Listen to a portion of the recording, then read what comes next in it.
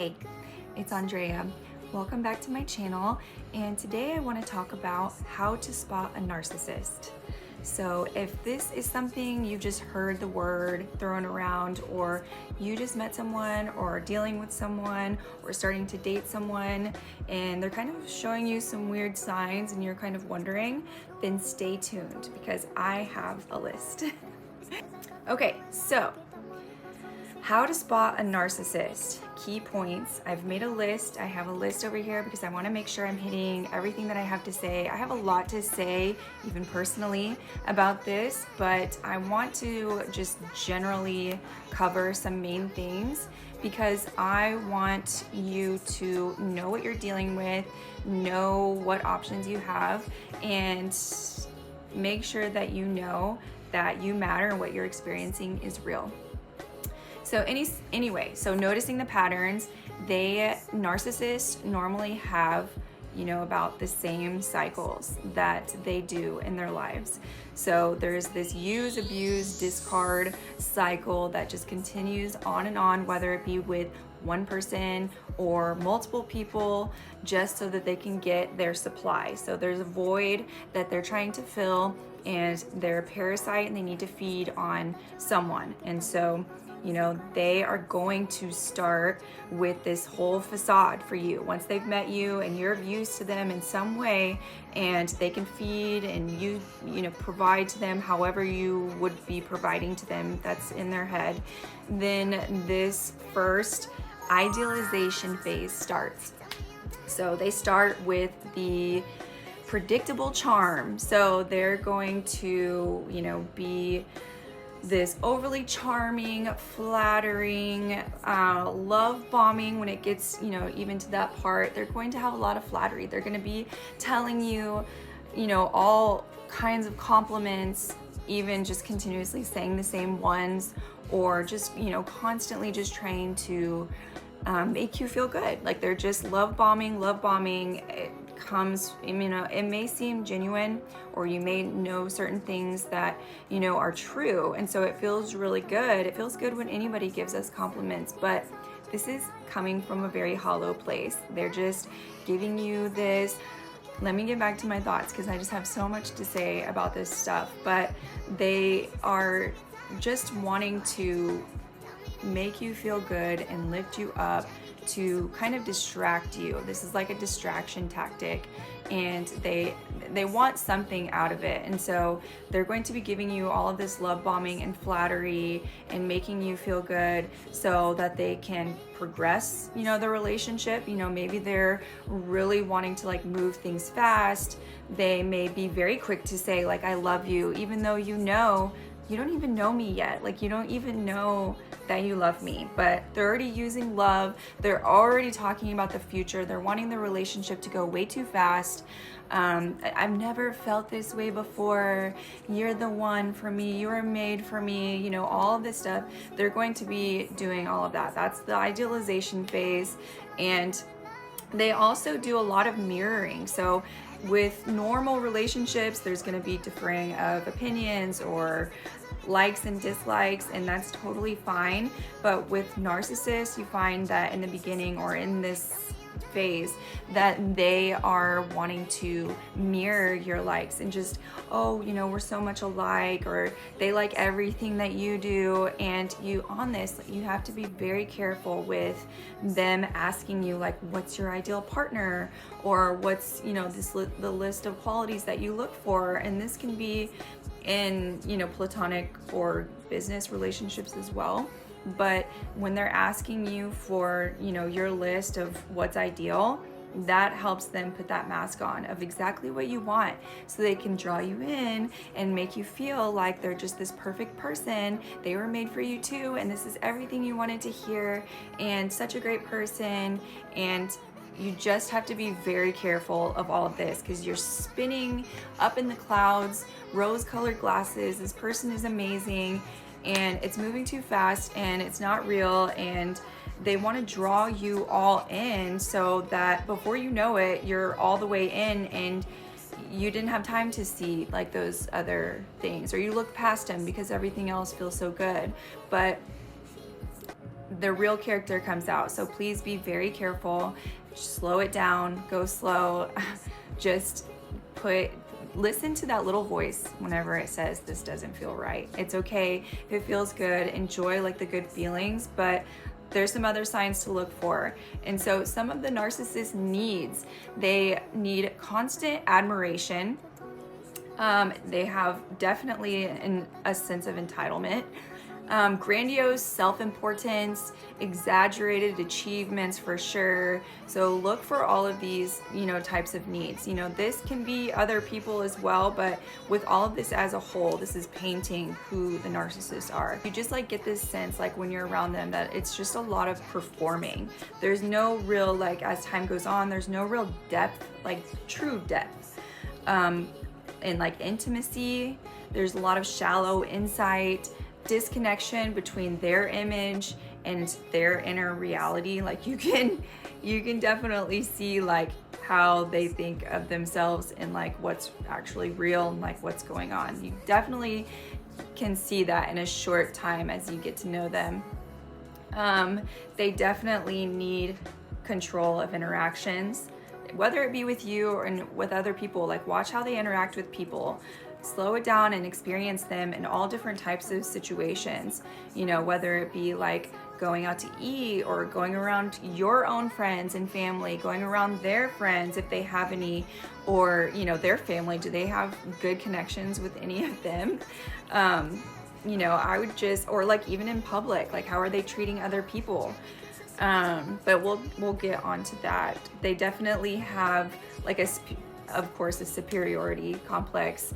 There's a lot of manipulation tactics, talking negatively about others, bragging, a lot of bragging, intimidation, lying, so much lying. And when you don't know a person, you don't know what you don't know. But you just have to kind of make notes of what they're saying and then making sure, following up. And obviously, not obviously, but things that I have learned is what other people say and have experienced matters. I used to not care what anybody said about somebody. I'm let me see for myself, because that is partially true. But when a lot of people are saying the same thing about someone, I would definitely take that as something that's important and listen. Definitely, I've learned that one the hard way. Okay, so, and then also ask yourself, how do they treat other people? How are they treating them? Do they treat other people well? Do they manipulate or belittle them so that they can feel bigger? And then they also, another skill that they put into their arsenal is pity. So especially if you're an empath or you're a sensitive person, they're definitely going to be playing on your emotions. So they're going to use, the sob stories, the trauma in their life, the way everybody in their life has always left them, the crying, just always wanting to pull at your heartstrings to get you, exactly where they want you. And I would be very careful about that because whenever it comes down to it, what people have gone through is their responsibility to heal from, to feel through, to go through, and it's not your responsibility. So if they don't feel the need to, work through that stuff, and they're still not able to work through those past relationships, and they're treating people poorly, and it's just unresolved, and there's a lot of hate or not talking or anything like that, that is someone that's not doing the work. And I would be very careful about that. That's not everyone, but just somebody that encompasses a lot of this stuff, because in some situations it is best to walk away from someone close to you or someone that was in your life or family, even if there's abuse or bad situations there. But when a lot of people are saying the same thing, I would be very, very careful and definitely more cautious, I will just say about that. So, and then also something to look for is to watch and see how they handle criticism. So how are they handling challenges that are thrown, or somebody that's not on the same page with them, or somebody that disagrees with their story, or somebody that challenges something that they have to say that they've made up in their mind. How do they handle that?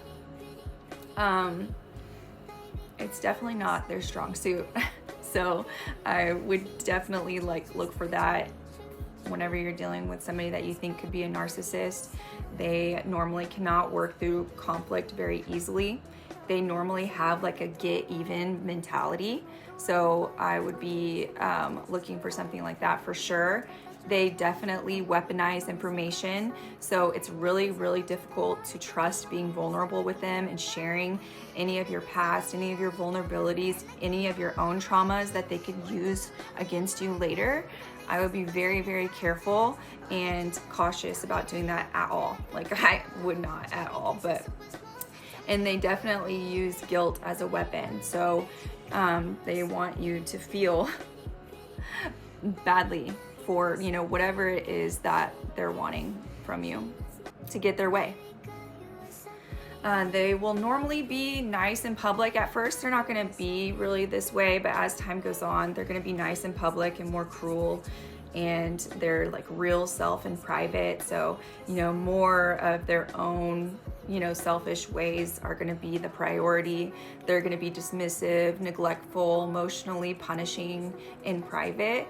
That comes with a little bit of time and a little bit more like involving them in your life, but those are definitely some things to work for. Whenever it comes to like them lying and exaggerating, watch for like when they're telling a story or they're talking about someone or they're talking about a situation in their life, look for the lies and the exaggerations, the defensiveness. They have like all their exes are crazy. That's like a huge sign. Every ex was crazy. Blame shifting, it was always somebody else's fault. Victim mentality, the victimhood is very real. No emotional depth as far as, really having empathy for others. A lot of contradictions in what they have to say. You'll notice those, and if you question them, you'll definitely get some defensive answers later. Watch out for Libby. Libby, you're okay. My dog. And then rehearsed answers, definitely look for those too, because they've told this story to everyone. They had a whole smear campaign against somebody else in their past, and so they have rehearsed answers, so they're not the bad guy. That was nothing to do with him. And you want to watch for that lack of accountability, that lack of responsibility.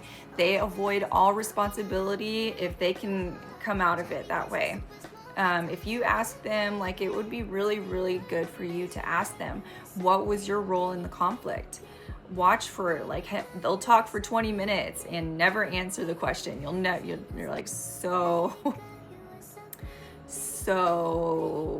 what was the answer? It's just like circling around. They don't want to answer it. Blaming multiple other people. There's going to be like 20 other people. It was their fault.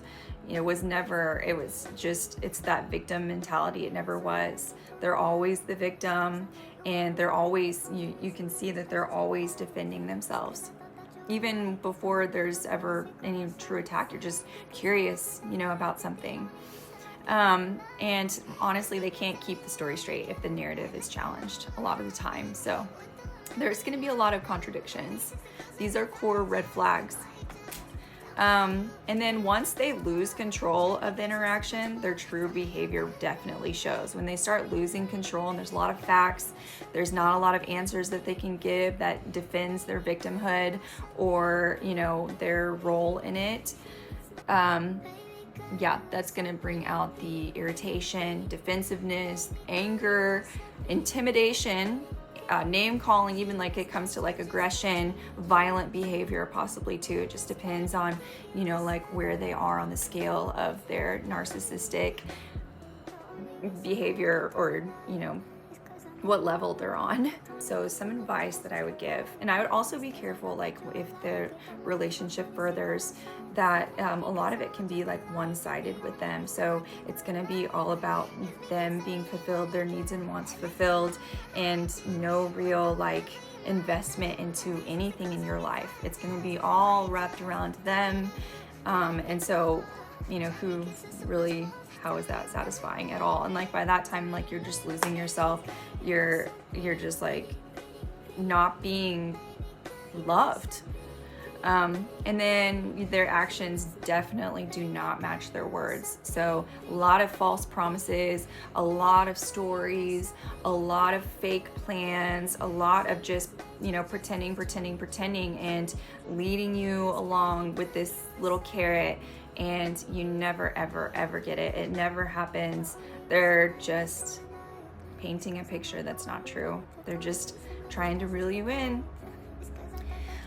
So some advice that I can give is to document behavioral patterns, however you need to, privately in your phone, that they don't need a password for, because your partner really doesn't need your password. But especially if you're with a narcissist, you know, there should be trust, but they're going to be trying to find any and everything that goes along with the weaponized information. But document behavioral patterns, so that like later they can't try to confuse you either. But I would definitely just kind of keep track of the things that are happening, and then set clear boundaries with consequences. So this is where you live. This is what I'll take, and if this happens, this is what I'm going to do about it.